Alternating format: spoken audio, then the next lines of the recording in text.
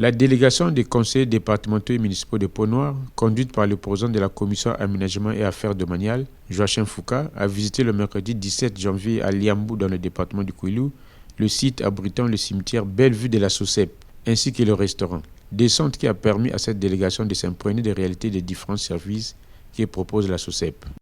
C'est un service à la société et on ne peut que se réjouir.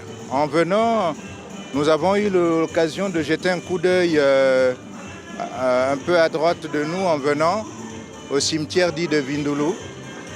Nous pouvons constater que c'est une prise en compte justement des difficultés que vive la société, que de leur donner un espace. Mais il est quand même bon justement que la société s'occupe justement de la population de cette manière-là et nous apprécions pour notre part. Le responsable du site Belle-Vue pour sa part a présenté les services du dit site.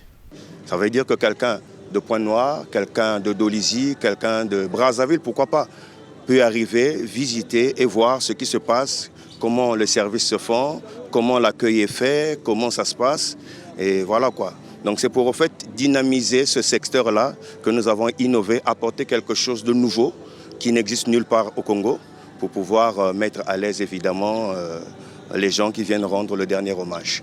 Un des visiteurs a salué l'initiative de la SOSEP. Disons, il a bien réfléchi. D'abord le paysage, l'endroit, en plus il y a le restaurant qui est à côté. Ça veut dire que les gens qui viennent enterrer pourront organiser des apéritifs sur place.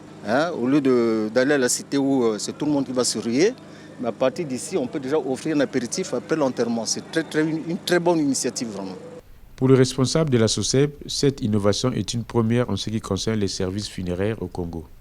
Clou de cette cérémonie, l'inauguration du restaurant en présence de son président directeur général, Paul Ngababa.